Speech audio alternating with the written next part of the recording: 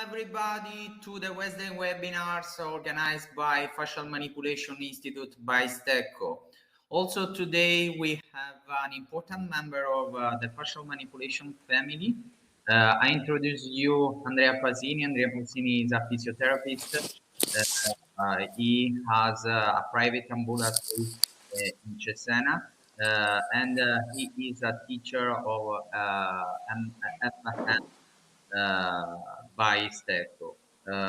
14 years he has been treating babies and children with fascial manipulation by Stecco, and he published different chapters in important books about the fascia, for example, the FM, the practitioner's perspective. Moreover, he was a speaker at various congresses. So for me, it's an important pleasure because he is also a friend and an important family of our fascial manipulation family. So I want to remember you that it is possible to ask questions at the end of the speech of Andrea with the question mark at the right bottom of your screen. So the platform is for Andrea. The title of his speech is Fascial Manipulation in Pediatric Patients. So let's go. Thank you so much for your presence, Andrea. Okay. Thank you very much, Carmelo, for this good presentation. I hope to be at the level of the presentation with my speech. Welcome, everybody. Good evening. I'm very happy to be here. And now the topic of this evening, just a second. Okay. The topic of this evening is fascial manipulation in pediatrics. And so what does it mean? It means that we try to find a way to work with the FEM in the pediatric field. I've been working with the FEM since 2003, and I did all the courses. I repeated many times, even courses of level 1, level 2, level 3, before and even after becoming a teacher. But I've never been at the course of a FEM for pediatrics. But it doesn't mean that we cannot or we don't work in this field with this kind of patient, because there are many FM therapists that work with this kind of patient, with children, and even with small kids, so like newborn. Okay, so especially me and Jarek, that cannot be today with us for a connection problem. Okay, but we work quite a lot with children and newborn, and we like very much this topic, and we decided to try to do what? To organize our work, to try to find a way to evaluate these small patients that are similar but not equal to adult patients. And so evaluate before, during, and after the treatment, and to find the best way to treat for different kind of dysfunction. So in this speech, this speech is divided mainly in two parts. The first one is more theoretical, about some knowledges that we can say can afford our idea that we can work on this patient. And the second part is more related to the protocol, to the procedure that we can use, and some practical advice that we can use with the children. Okay. As I told you, Jarek cannot be with us this evening. I don't know if you know Jarek. So Jaroslav Czekomski. He is a PT and even an osteopath. He lives and works in Poland. And he also has a PhD, so he works since many years with common musculoskeletal problem, visceral problem, and even in the newborn and children. Okay, and he's a friend for me and a colleague and even a teacher of level 3. Okay, but let's go with the presentation. Wait.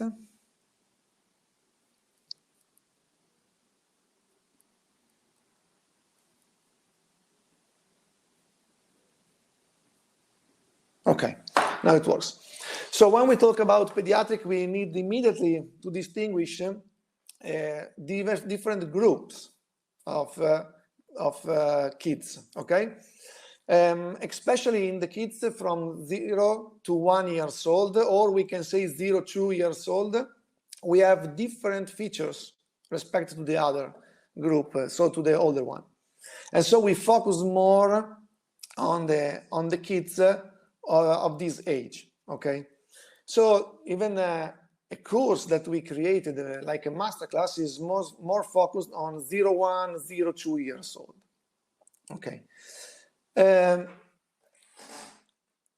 For sure, we can even treat, but I think that maybe most of you usually don't work with newborn, so from 0 to 1 years old, 0-2, but we always usually work even with older children, so like 5, 6, 7 years old, and they are not so different from the adult person, okay? If we look from a fascial point of view to this kind of patient, for sure we need to understand which kind of structure we can treat. And usually in our group about FM, we have what?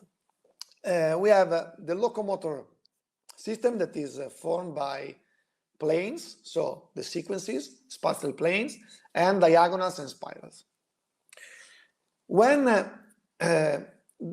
does they started to create? So when do the myofascial structures arise?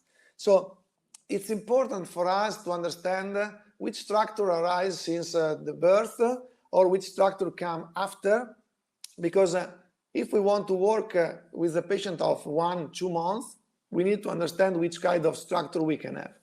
And we know that the sequences are all present at the birth, after delivery, but the diagonals and spiral comes after, with the movement. They specialized day by day, or we can say month by month, with the movement, with precise movement, with the repetition of movement that specialized fascial structures. So remember that at the beginning we always have the sequences, so all the movement of the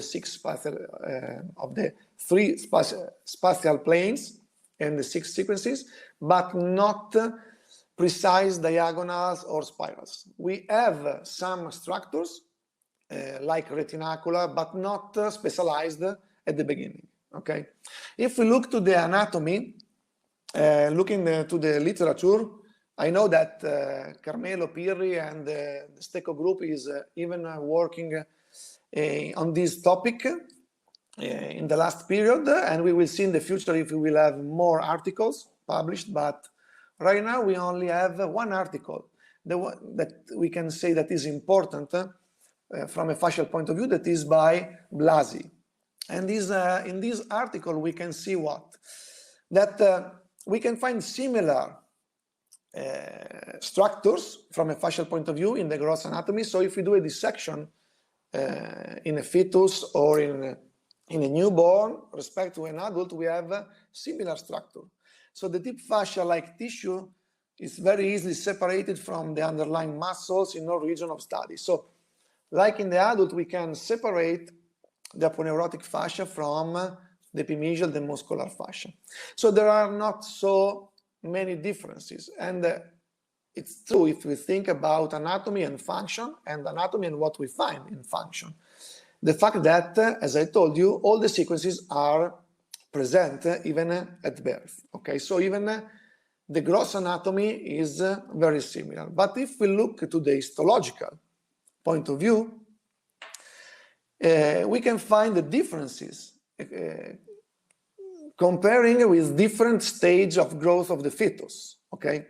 So, for example, in this article, in this part of the article, we can say what? That in weeks 21 and 23, a rather lax but dense irregular connective tissue. So, the connective tissue is not well organized, okay? Is more lax, but week by week, when even the movement improve in the fetus, we can find more specification of the fascial layer and fascial structures. For example, by the week 39, that is almost at the end, usually 40, as you know, is the time for the delivery. By the week 39 of development, it condenses to form different layers, 2 or 3 layers, depending on the site of the histological dissection, okay? Of compact, dense, regular connective tissue. So a layer organized with areolar connective tissue remaining between layers. So we have what? Dense, fibrous connective tissue, 2, 3 layers, depending on the part of the body, plus loose connective tissue in between for the gliding, as we already know for the adult person. Okay.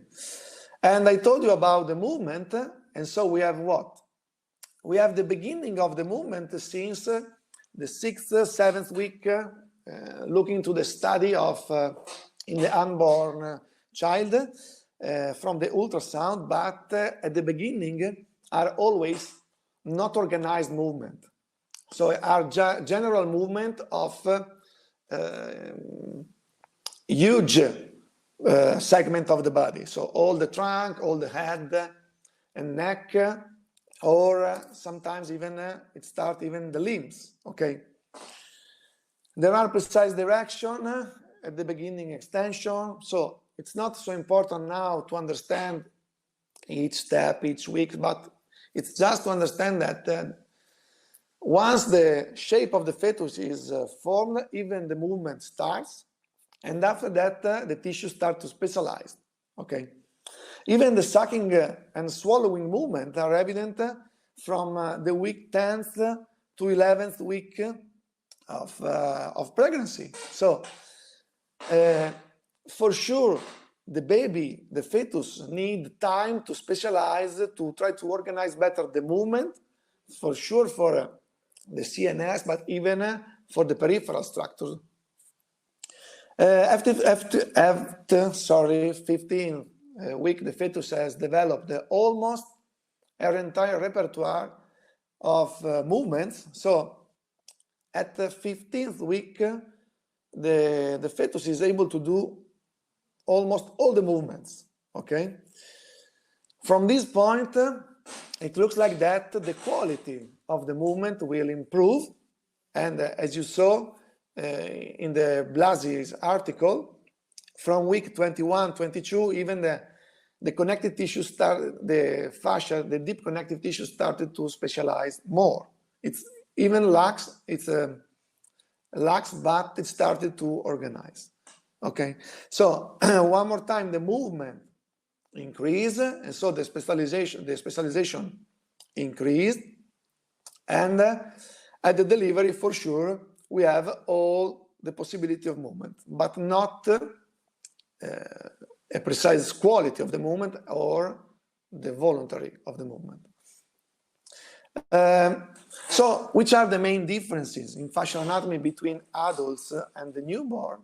That we have a thinner layer, less collagen fibers, more ground substance, and we don't have the spiral fibers connection, spirals connection in the newborns, but we can better explicate this concept. It doesn't mean that we don't have the tissue that will become diagonals or spiral, but they are not strong, they are not well specialized.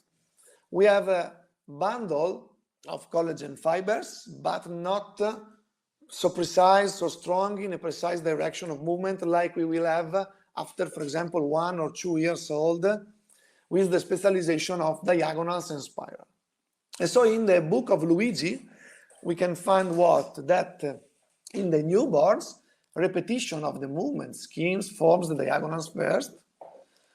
For example, the first movement of the newborn is to put the hand to the mouth, and it's a diagonal of antemedio with adduction, flexion, and internal rotation. Okay, so repeating the movement many times, all the structure of the antemedial diagonal specialized and become stronger.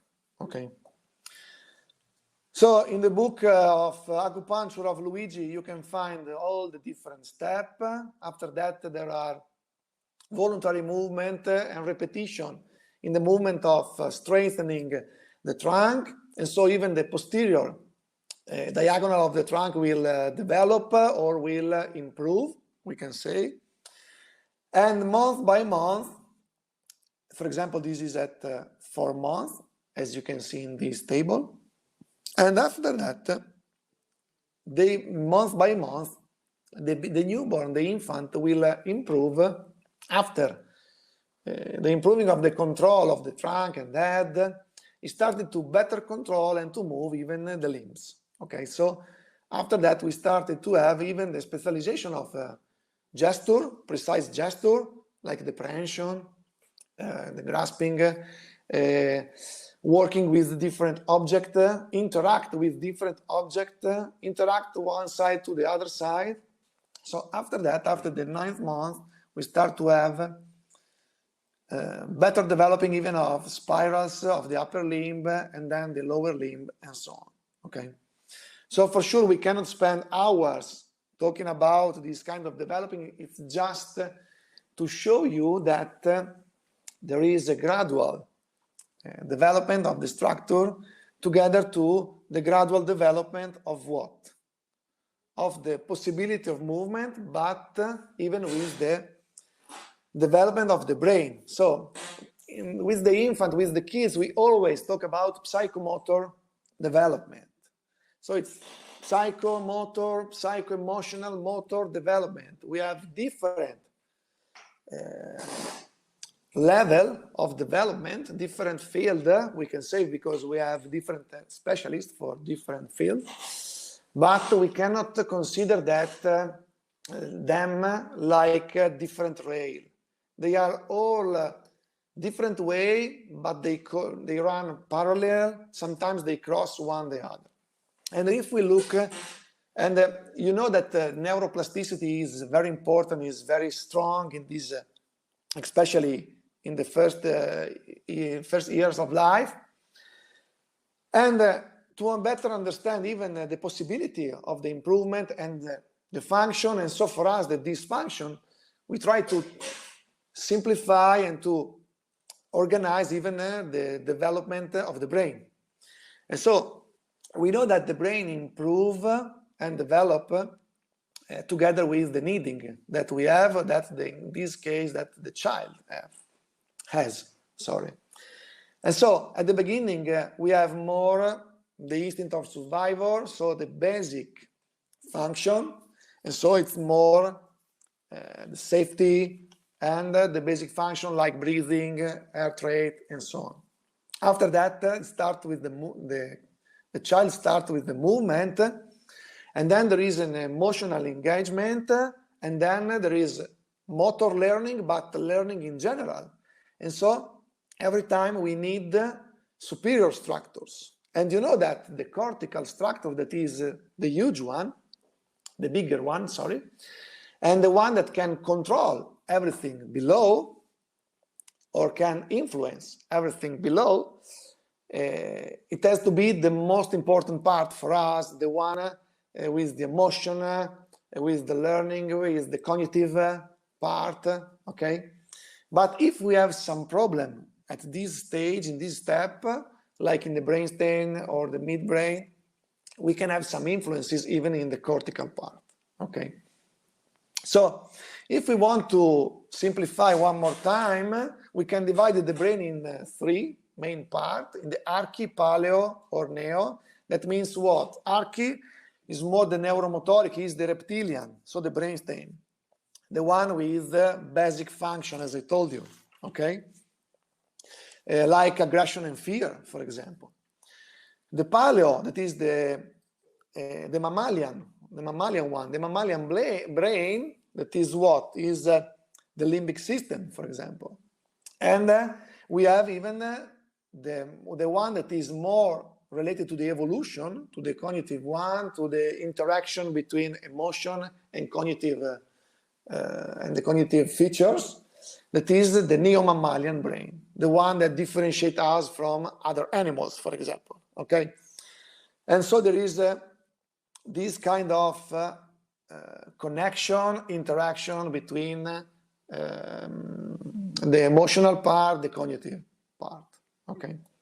So if we look from a practical point of view on what we have related to this part of the brain, we have what? The primitive reflexes, more related with the brainstem and the spinal cord, that are more related to an apedal function. So the first month of life, especially 4-6 months of life for the primitive reflexes, that usually it has to be disappeared after, sometimes some reflexes even after 2 months, but some reflexes 4 or 6 months, okay? After that, we start with the writing reaction. So we need to strengthen our trunk, our head, to change our posture, and to go until the quadrupedal function or quadrupedal position, we can say. And after that, we have the equilibrium. So we need to control our movement even from a cognitive point of view. And so the bipedal function. So why I'm showing you this slide? Because it's important to understand that if we have a patient of 1 year old with some reflexes, primitive reflexes that are not completely integrated, or that can affect disturbing the quality of the movement of the patient, we need to understand if a real neurological problem or if it's just a dysfunction and we need to treat something or somewhere to recreate the normal situation. Okay? This is what I already said. So the arc is the reptilian one, then the paleo, the mammalian brain with limbic system, hypothalamus, and so on. So the primitive emotion and the neo-mammalian. So we don't need to spend much more time. But what can interfere with this organization? Usually stress factor that can be of different kind. It can be real stress, like emotional stress. It can be physical stress. It can be related to the motor control and so on. It can be related to the relationship with the parents, with the social reaction. So in general, it can be because there is an overactivity of some nerves, like the vagus nerve. If we have an internal dysfunction, like in the digestive tract, we can have a disturbing activity of the vagus nerve, and the vagus nerve can, it's related even with the reptilian brain, can influence the basic function, and so can influence the primitive reflexes. So that's the reason, because in some cases we will see we need to test even the reflexes to see if they are integrated or not. We can have ergotrophic or trophotropic reaction related to increasing of parasympathetic or orthosympathetic. We can have problem more related with the adenosympathetic. So from a hormonal point of view, we can have different kind of interaction that the small kid can have interacting with the external environment. Okay. And we need to understand if we are in a situation of a vicious circle in which, for example, a stress factor can create a dysfunction that can create hypotony, for example, if it's a more trophotropic, okay? Inability to raise the head. So we can have a patient, a kid with a delay in the ability to straighten the head, to maintain the writing position of the head. And then problem with the integration of the tonic labyrinthine reflex or the tonic neck reflex. And this can create no vestibular, no visual stimulation, or we can say incorrect stimulation in the brainstem or in the structure of the organ of sense, that can create a problem in the fascia, like hypotony, so incorrect tension, so delay in the specialization of these structures, or hypertony in some cases, and so stiffness of this tissue or more rigidity in the movement. Okay, so one more time, if we have a disturbance on the proprioceptive and exteroceptive, we can have a different afference or afference to the CNS, and so we can have a delay in the growth of in the development of the patient, or we can have some problems in some movement or other symptoms like what? Like we can have irritability, so problem sleeping disorder. Sorry. Okay. Later the question. So I thought there was a problem. So we can have somatic dysfunction related to the shape, to the function of the CNS, but we can have even symptoms that usually we can find more in our office, like increase of muscle tonus, hyperreflection, decrease the threshold of sensation, increased tonus. We can have, usually we don't have pain in the newborn, they don't have pain, but they have discomfort. And so they can have problem in the movement, in the range of movement of the joint, or they can have, as I told you before, sleeping disorder, okay, increased tonus in some precise muscles, increased sensitivity, for example, in the organ of sense, in the eyes, in the ears, in the touch, in the skin, in some places. So, as I told you, we don't have usually chronic pain or pain in the newborns, but we can have, because we can have an hyperstimulation or high stimulation or high sensitivity of these small children, we can have increased sensitivity even in the touch. Okay? And so we need even to check sometimes if the touching of some part of the body is more sensitive comparing to others. Okay. We can have increased reflexes, so we can have a problem of not integration, so that a delay in the integration and a delay in the disappearing of the reflexes, or sometimes some problem in the movement, so like more locomotor in the movement in some reflexes. Okay. So there are a lot of situations. It's just few slides to try to summarize and to show you which kind of patient we can treat, okay, which kind of symptoms we can take in consideration. And so we can have patients that cry. We can have the patient, the newborn that the parents come to us complaining, I don't know why, the doctor said he's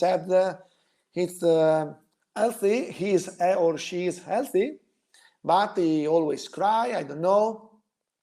There is always this kind of discomfort. It can be related to the relationship with the mom, so it's not maybe our problem, but it can be because there is a level of irritability that is higher, because there are some internal dysfunctions like regurgitation, okay, reflux of the newborn, and so these create discomfort, problem, and pain. Maybe sometimes we can have a situation in which some cranial nerves like vagus or other cranial nerves can be influenced, can be affected, and so they can create disturbances in the lower level of the brain, and so it can create crying situation or discomfort. Okay, so you always have to remember when we talk about the newborn that they always are in a new world. Every day they discover thousands of things. They are sometimes overstimulated, but they are always stimulated from the external environment, the relationship with other person, with objects, with the food, and so on. But they are not able to control with the cognitive, by a cognitive point of view like us. So sometimes some disturbances can really really create a real dysfunctions because they are not able to manage the situation. And it doesn't mean that if they have a lot of symptoms or huge symptoms, they have a huge problem. Sometimes can be a small dysfunction that create huge symptoms. Okay, so what we need to treat this kind of patient, because the real question is where to start with this kind of patient. For sure, if there is a problem in the posture, I can look to the shape of the patient. I check the segment in which I have more restriction in the movement, and it's fine for me. And I can fluidify some densification, but it's not so easy. We need, you saw, we have the fascial structure, we have the CNS, different level of CNS. We have external environment, we have different level in which our patient, the newborn, can be hit, we can say, can be disturbed. Okay, so for sure we need the history. Sorry, just to conclude this idea, that's the reason, because we need a precise guideline, precise protocol that we need to use always with all the newborn, healthy or not. We need to check step by step different situation. Okay, so first of all, the history, like usually in FM. Then if usually, I don't know abroad, but in Italy there are frequent pediatric medical assessment. So usually there is a pediatric assessment with the pediatrician, so it's not our problem, but we can repeat some tests that the pediatrician usually do to check what is interesting for us. So not a pathological situation, but a dysfunction. So problem in movement, in the tonus, and so on. Neurologic assessment, orthopedic screening, manual therapy assessment. So we need to test some part, some segments, some joints, and we need to test with our palpation verification, for example, for sure, sorry, sequences, diagonals, or if there are some internal dysfunction, catenaries, quadrants, superficial fascia, and so on. So you can imagine that we always do the last part, the palpation verification and so on, but in our opinion, we need something more with this kind of patient to have better result and to better find the right segment, because we don't have the movement verification. We cannot ask the patient of 3 months old, where is your pain, where is your problem, or after the treatment, how do you feel now? We need something to test and to retest after the treatment. About the history and the clinical examination, we need to check what? We need to check the pregnancy, so what happened before the birth. We need to check the birth, if there is a dystoxic delivery, for example, if there was a trauma during the delivery, and after that even the perinatal situation and immediately postpartum. Okay, so we need to check everything, and for this interview we need the mom for sure. Okay, after that we need the global assessment, and so now I'm showing you just a few slides. I know that I'm running a bit, but it's a webinar in which I just want to show you what we can do, not how to do everything. We cannot do it.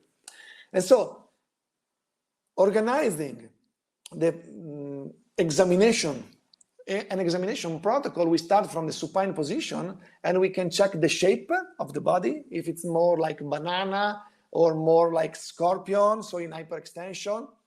And from this examination, we can check and we can find, we can hypothesize which segment can be more involved with the densification for sure. After that, we check, starting from the pes, from the feet, what? The movement of the joints, the tonus, the reflexes like Babinski or grasping. For sure, we check different reflexes in different age. Okay, it's different to do the examination on 2 months old or 10 months old. Okay, but we check everything we can by tonus, movement, so joints, sorry, reflexes, and densification for sure. But we check all these situations, like reflexes and so on, even to find something not to treat, not because it's part of the treatment, but to retest after the treatment. After that, we can check the genu, the knee, so we can do the movement of the knee. We can check heel, the movement from the heel, the extension of the knee, that is different in different stages of the first year of life. Then we can check the hip, one more time, the movement, adductor, abductor, like the Barlow and the Ortolani maneuver, okay, to test the ability of rotation, but we don't test for dysplasia like the pediatrician and only for the eventually malformation.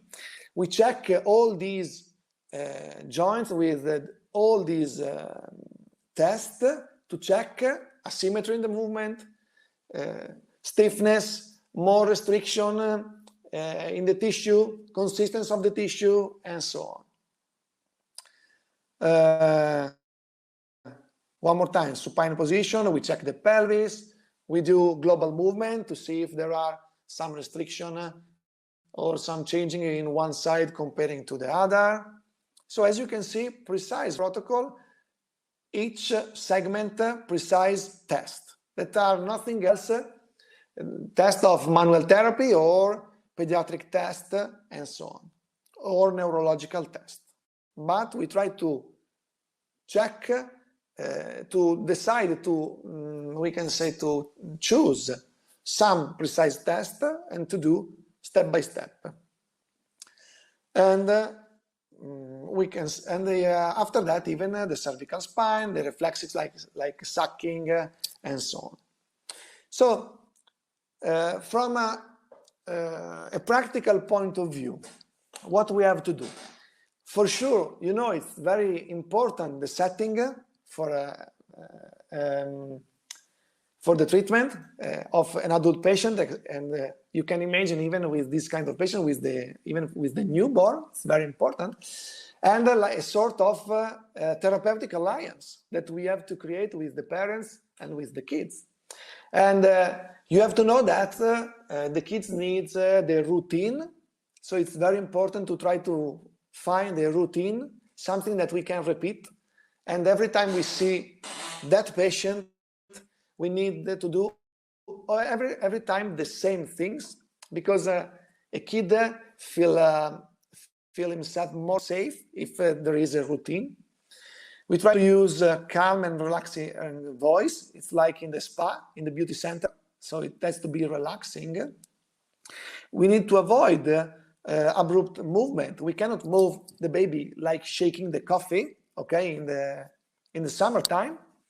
We need to move gentle with precise movement. We need to be convinced of what we do for sure, but we need to be gentle, okay? And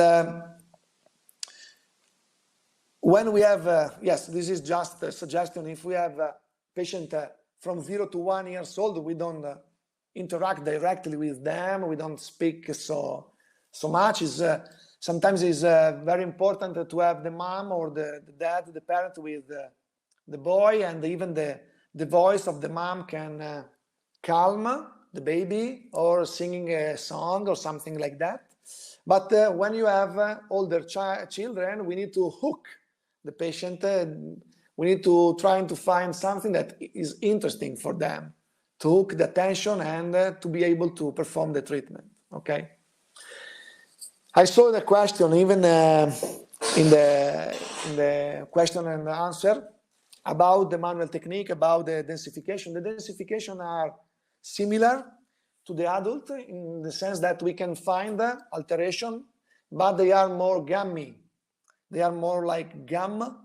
They are not so strong. They are very soft, but we can need 2-3 minutes to treat them and to fluidify. And you can see, you can find them. Not see, sorry, we cannot see the densification. You can feel the densification with your fingertips, and you can feel the changing of the tissue with the treatment during the treatment. But for sure, we don't use knuckles, elbows, especially we use the fingertips, okay? The tissue is softer, I told you, but you really feel where there is an alteration changing in the texture, changing in the consistency. And the mean time to release the densification is a bit less, okay? You need to perform the palpation verification quite quickly because we cannot spend 1 hour doing the palpation verification. The newborn doesn't tolerate it. They don't feel pain, but they don't like to be touched sometimes, so we need to be faster, or we can say as fast as we can. Okay, often there is a precise densification or a pure one without any tension. So sometimes there is just a spot with an alteration without tension because the tissue is soft.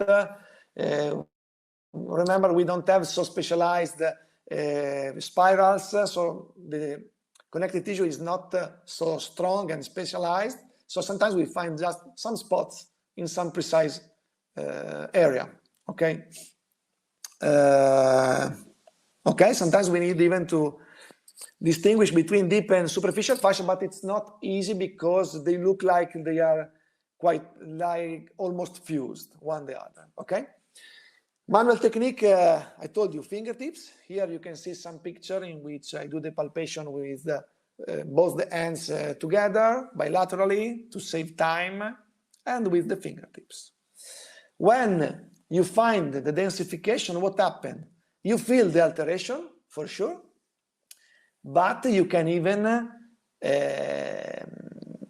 feel some grimace, something that changed in the kids. They don't, in the newborn, or yes, the kids. They don't feel the pain, but they show you. They don't like it. It's like a sense of discomfort. There are like sudden movements or often grimace. Here, you cannot see it because I needed to cover the eyes, but here I was touching points that are, we can say, relaxing for the kids. Here, in the point of anterolateral caput 3, she doesn't like it, and she immediately tries to avoid my touch. Okay, so you can see in the newborn when you find the right point. Okay. I know I ran, I'm sorry, but the lecture is, we can say, finished, but I'd like to show you what a clinical case. Okay, so just a clinical case to show you an example of what we can do. Okay, so this is Isaac, okay, in English, and the problem is that turning the head, he is 3 months old, and the main problem is that turning the head on the right, nothing happens on the trunk. Turning on the left side, you can say this kind of, you can see this kind of shape, like banana type, we say. So like banana shape, okay? So, which is our first impression. This is the doubt.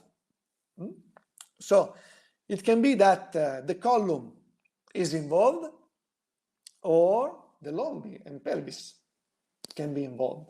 Column and caput, you know, is like a hole, like a wall, okay? It's like one segment. Lombi and pelvis can be considered like one segment in the newborn. So we need to ask some question about what? About column and lombi. The mom said what? The pediatrician said, over time it improves by itself. Put the baby prone often.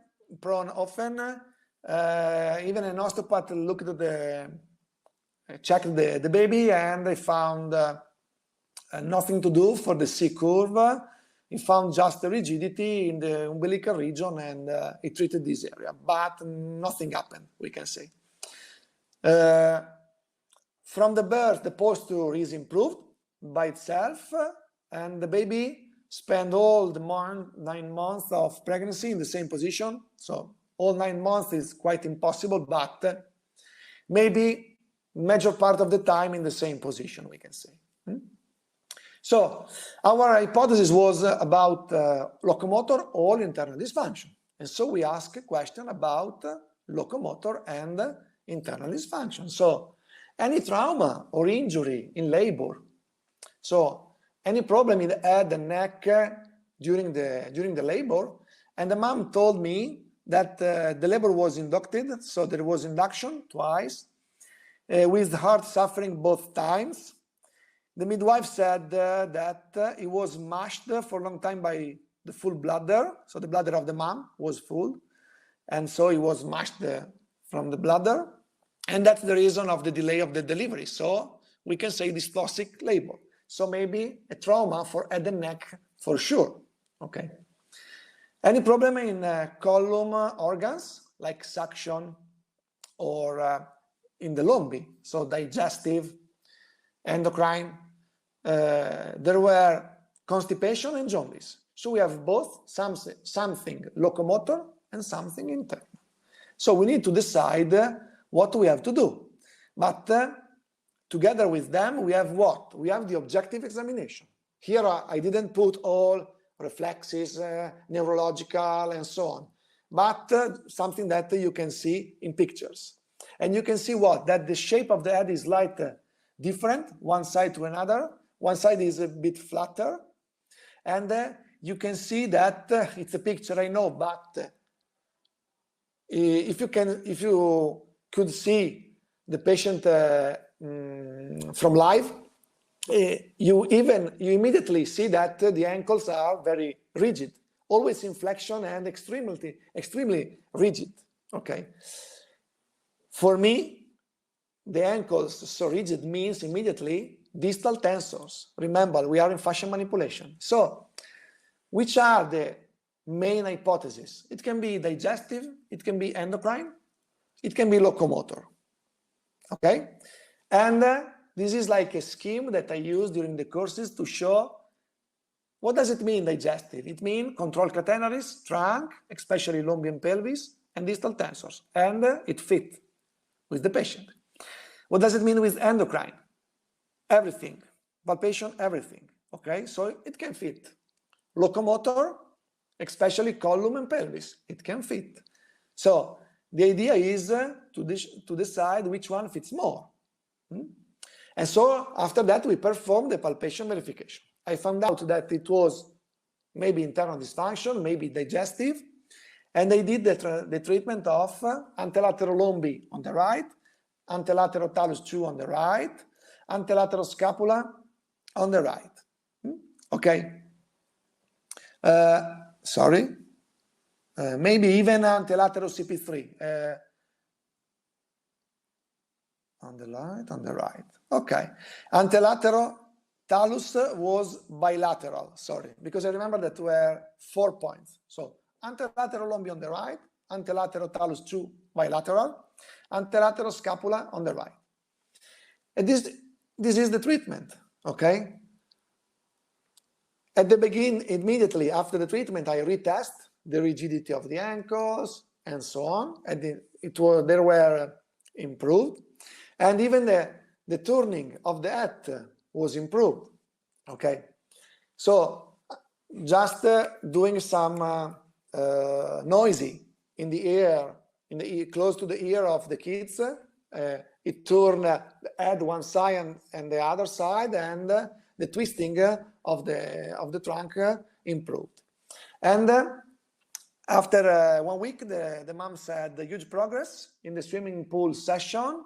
Even the swimming pool trainer told the mom that was much better. It was like a little frog, so the legs were more straight, and even the trunk control was better and more symmetric, we can say.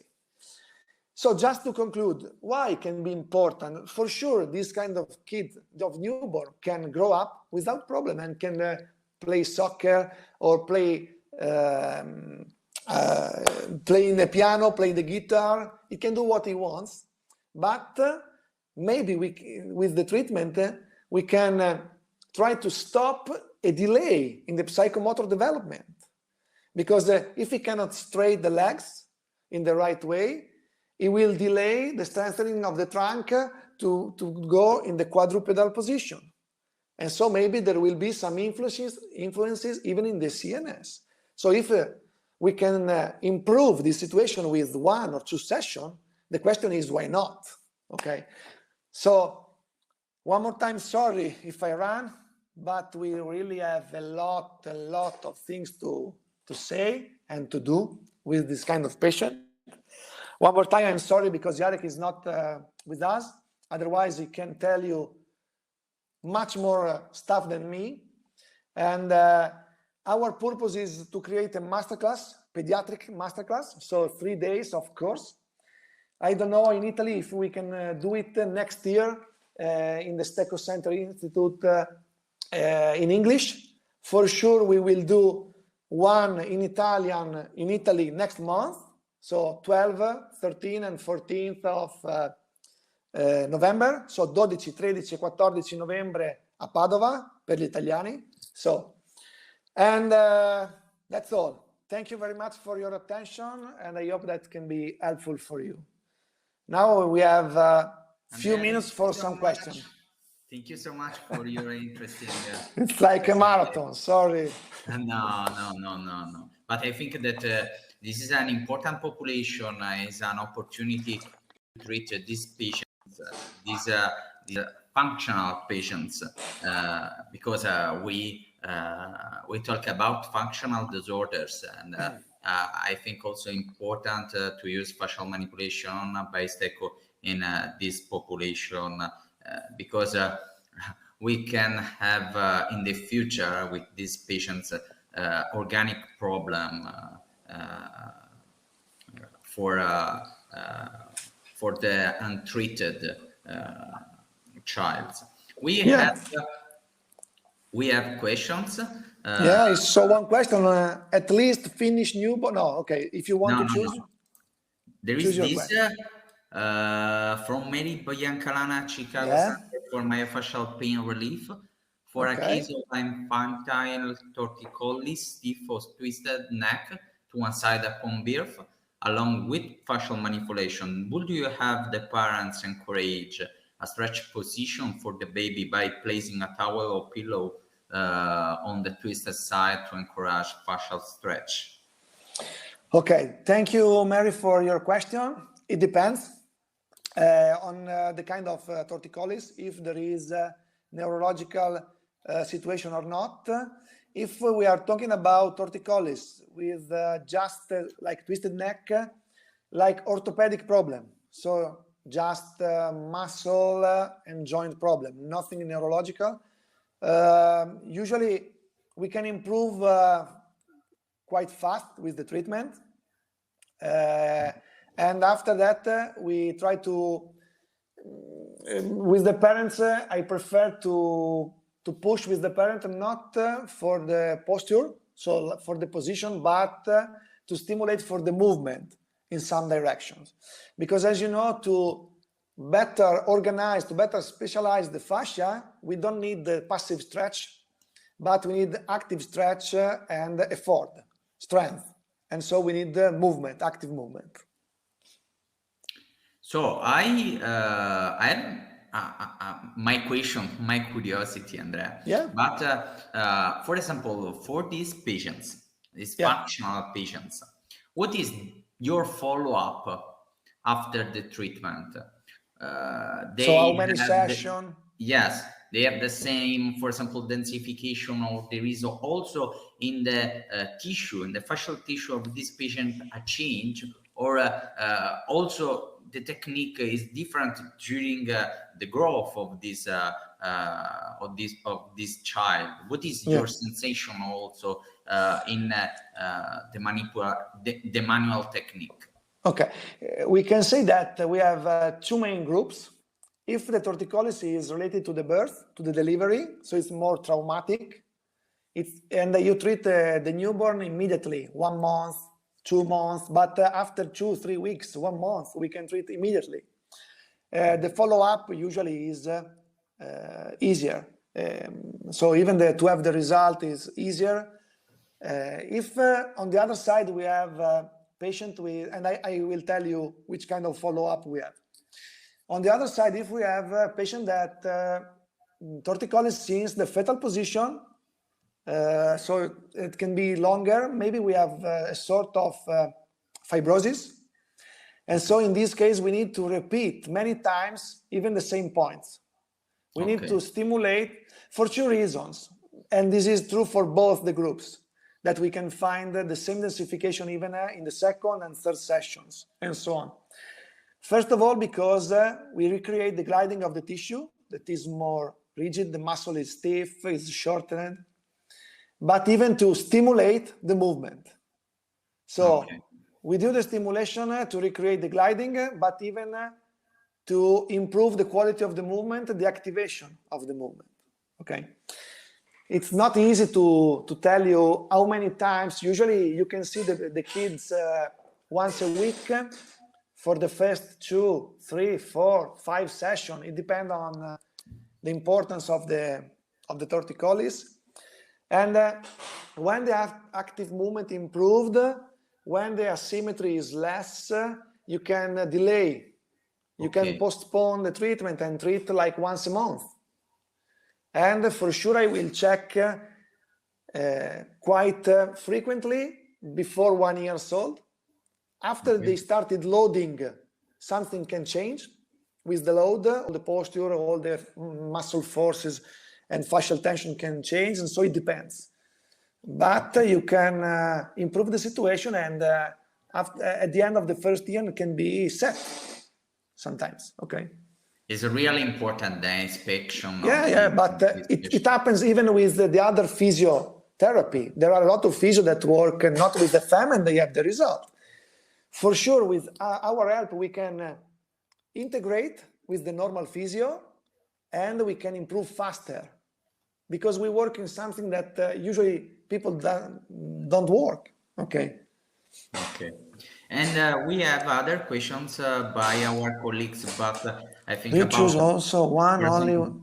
Yes. Do you choose also only one plane to treat by Philip? Thank you, Philip. It depends. It depends. If the problem is localized, like torticollis, you can even mix points of different plane. It's not a problem because, you know, if you think about the chronology of this patient, it's not so various, okay? We don't have a lot of details, so we can concentrate in the site of the problems. But at the beginning, my suggestion is to divide, so you can better understand that, because if you mix, you will treat a lot of points. And you saw in my example, 4 points and the huge result. We don't need a lot of points. We need to spend a lot of time in the evaluation, in the palpation verification, and we need to choose few points. Because few points, few densification can create the alteration.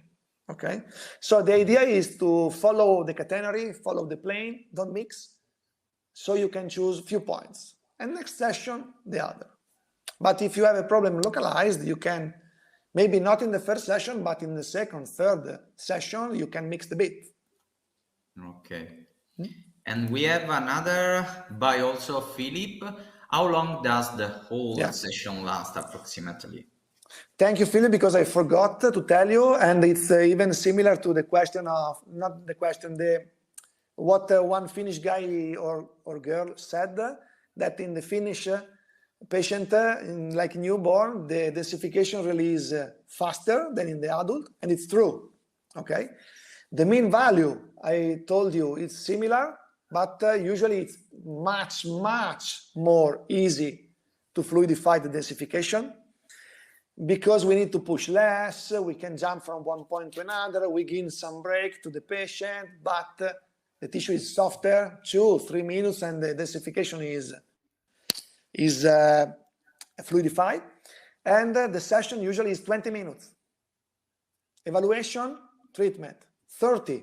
We can say if the patient is tired and not collaborative, we can say the collaboration is I can say is massa is a few of collaboration, okay.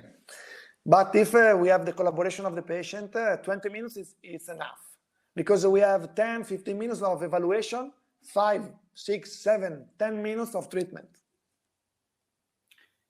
Okay, Andrea, thank you so much for this interesting speech and talk, and I think that in the future we'll have other possibility to talk about this particular population, because the child and the babies are real different in the features of the tissue, and particular of the fascial tissue.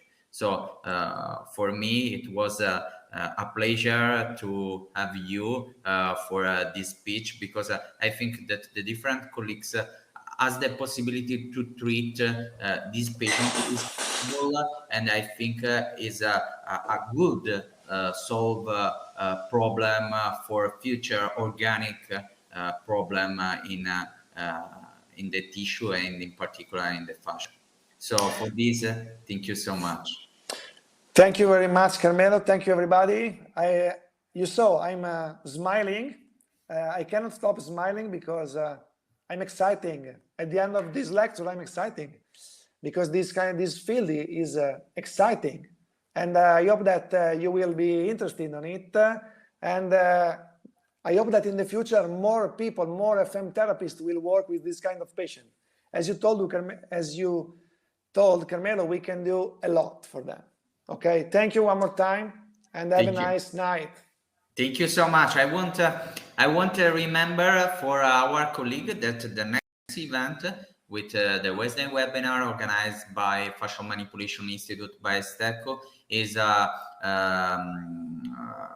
with the title Fascial Connection of the Joints of the Foot and Joints of the Spine by Amizi Ali Kote, and the date is 10 November. So for this, I will wait a lot for this other interesting speech. So goodbye, and see you for another important appointment with the Wednesday webinar organized by Fascial Manipulation Institute by Stecco. Thank you so much. See you again.